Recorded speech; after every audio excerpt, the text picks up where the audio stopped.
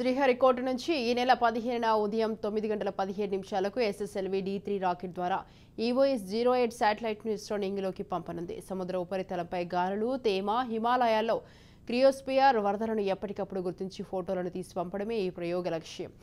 ఈ ఉపగ్రహ బరువు 175.5 కేజీలు ఉంటుందని సైంటిస్టులు తెలుపుతున్నారు.